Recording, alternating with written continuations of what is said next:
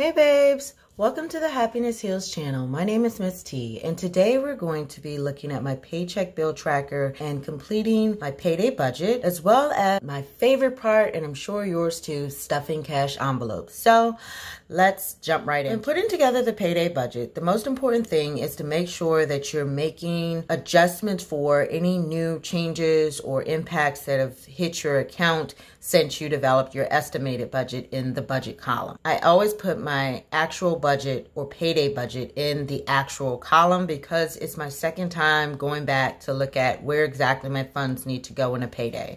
And you can see I've already put in a few notated places where I know there are going to be expenses or adjustments that need to be made with the budget that I estimated prior. My paycheck actually is 2914.62. The pension payment that I receive actually comes in on the first of the month. So instead of counting it in my second paycheck, which typically is the case, I'm actually going to not count it this time because it will hit on the first and I get paid that week. So I'll just include it with my next budget. And then savings, I have $50 that automatically rolls into my savings account. And for rollover, I have $319 that I'll account for. I may have a little more in my checking account, but I'll just consider that an additional deposit to my checking cushion for right now. This $319 is actually saved from my prior payday, and it's half of the progressive payment that I need to make this pay period for my daughter. So let me add that up and get my income.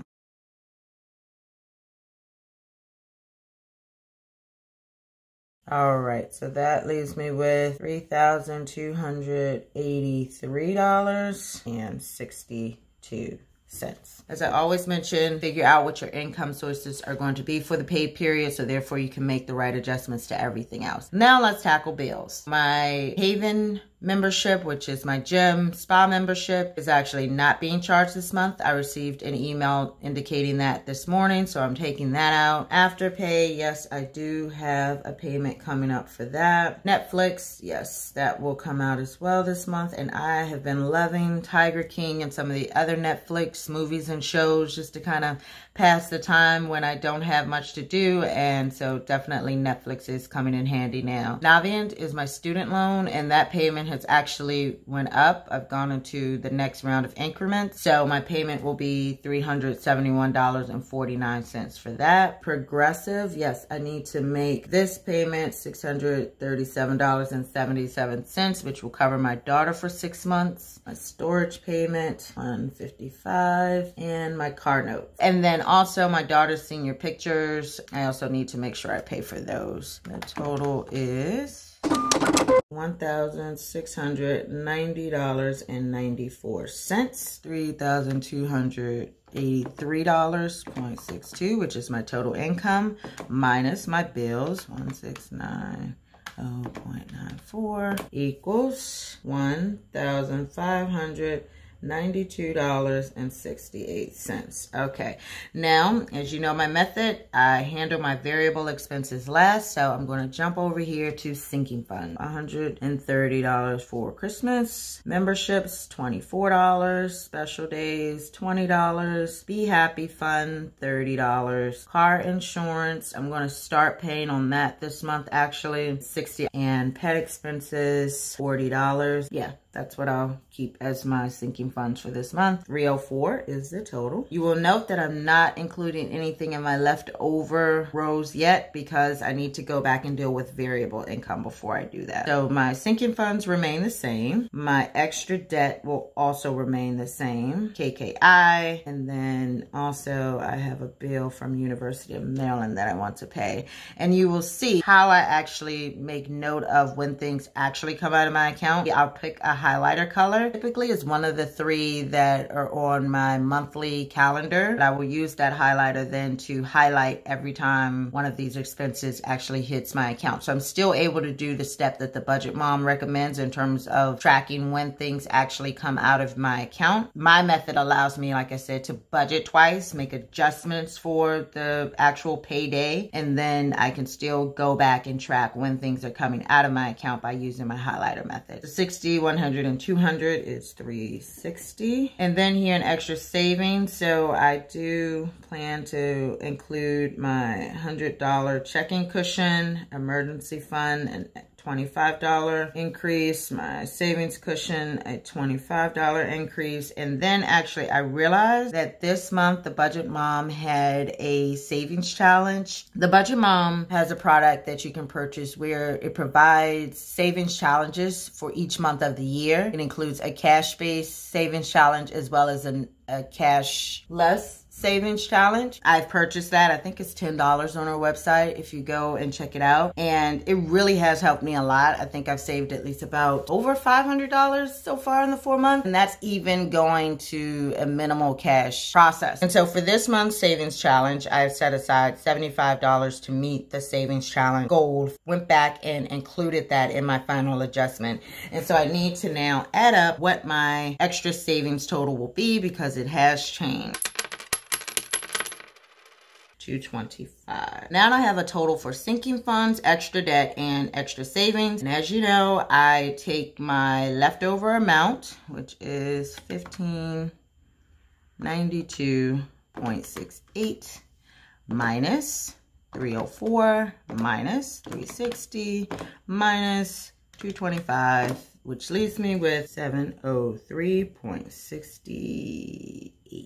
Let's switch gears and look at the variable expenses. So now that I've made the adjustments to my sinking funds, extra debt, and extra savings, I can tackle my variable expenses or cash envelopes. I no longer do the cash envelope method. I have a minimal cash method, which still requires me to take some money out of the bank. My variable expenses total, I know, should be $703.68, and I need to allocate it between all of my variable expenses that I foresee needing this month. The most important ones obviously are groceries. I originally only wanted to put $60 towards that, and then my daughter said to me, "Mom, we need more groceries in the house." So I was like, okay, maybe I do need to do a BJ's Costco run. So I bumped that up, and I'm going to allocate $200 towards groceries this month. For dining out, I'll still leave that at $150, and for beauty, I'll still leave that at $100. Dry cleaning, I won't worry about dry cleaning this payday. Gas and car wash, I will leave at $40. Charity, I won't set aside money for that, but if I have an instance that I need it, I will just take from funds that I have on hand. Medical, I'm still going to keep at $100. Pet, also $150 because I know my dog has a vet appointment. My daughter has a few co-pays that also need to be paid. And so for miscellaneous, that really just leaves me $3.68 for that. So I will actually adjust my dining out budget to $110, $703.68. Okay, so looking at the numbers now, I have budgeted out my variable expenses. And so now it's time to just go through and make sure that all of my numbers and everything adds up. Starting with my income, my total is $3,283.62 minus my bills, which leaves me with $1,592.68. I will bring down to the leftover row, and then I will subtract out 703.68, which leaves me with $889. And then I will carry that $889 over here to the leftover row in the sinking funds category. Then minus 304. Bring the $585 down to the leftover row in extra debt. Minus 360, 225, and then I bring the 225 to the leftover row in extra savings, and 225 minus 225 gives me 0. So my total income, $3,283.62 minus $3,283.62 gets me 0. That is my payday budget for my second payday of April. I hope that helps in terms of understanding how to put together your payday budget, as well as making final adjustments and recording when things are actually removed from your account. And if you have any questions, please leave them in the comment section below. Okay, and now we come to the fun part, cash envelope stuffing. So let me set out my cash denominations pretty quickly. All right, and I have a couple of hundreds, but you can't see them in the shot. The travel envelope, I actually do not have anything to add to that one this week, so I'm going to set that to the side. Then pet expenses, I am planning to put $40 into that envelope. I want to use 2 20s for that. Before I put the 20s in the envelope, let me actually fill in my card. I will start with 0 and 418, deposit plus 40, balance 40. We're just starting that one to help us get through for a while with our dog. The next one is car maintenance. So I actually am not putting anything in the car maintenance envelope this month, so I'm going to set that one to the side. And if you're curious or you haven't watched one of my prior videos, these envelopes are actually from the Budget Mom's website, and I think they're actually might be on sale right now. So I have her information below, and if you go to the top and click shop, then you will be able to see the envelopes and all of the other products that she offers on her website. Highly recommend them. This is not the only design that she has, but this is really cute. It complements the Paycheck Budget Workbook from 2019. So these designs complement that workbook. So memberships, I have 24 that goes into that one, and that's 120 and 4 ones, 1, 2, 3, 4. And before I put that in there, let me make the notation on my card. Deposit plus 24, which should give me 96. And let's make sure we have that in this envelope. 20, 40, 60, 1, 2, 3, 4, 5, 6, 7, 8, 9, 70, 1, 2, 3, 4, 5, 6, 7, 8, 9, 80, 1, 2, 3, 4, 5, 6, 7, 8, 9, 90, 1, 2, 3, 4, 5, 96. Perfect balance, matches up with my card.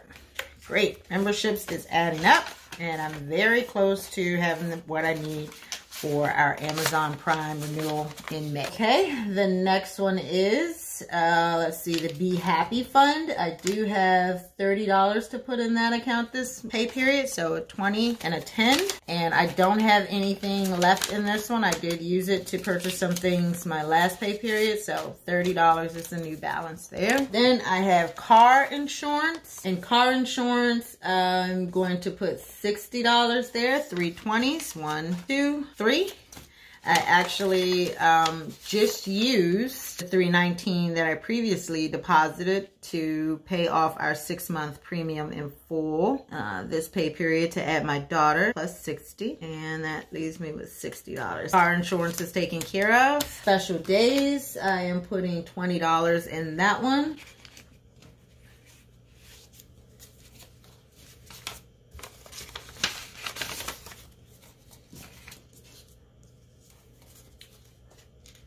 And let's see, 418 plus 20, which brings us to 80 in the special days category, which is great for upcoming holidays. 20, 40, 60, 75, 80. Perfect. And then Christmas, I actually have 2 deposits for this one. One is from my stimulus payment. I want to put some extra money towards it. And then the other one is from my regular bi-weekly payment. So I'm actually putting a total of $230 in for this deposit. And 230 would bring us to $1170. We're getting that much closer to the goal. Okay, so I want 1, 20, and 30. So I don't know if you can see that on camera. I'm going to add up all of this. So I actually have a $100 gift card and then a $20 gift card that I'm including in this balance. 100, 200, 300, 400, 500, 600, 700, 800, 900, 1,000, 1,100, 20, 40, 50, 60, 70. 1170. And that leaves me with my April challenge. I am setting aside $75 for that. 10, 20, 30, 40, 50, 60, 70, 5 is my deposit. And that is the conclusion of cash envelope stuffing for this month. So, or for this pay period, I should say. And this month, actually. The next time we do this, it will be May. So, yes, this is the last cash envelope stuffing for this month. But I always enjoy this. I hope you've enjoyed this, and please come back. If you like this video, give us a thumbs up. Also, hit the subscribe button and the notification bell because we'll have plenty more videos coming your way. Ciao!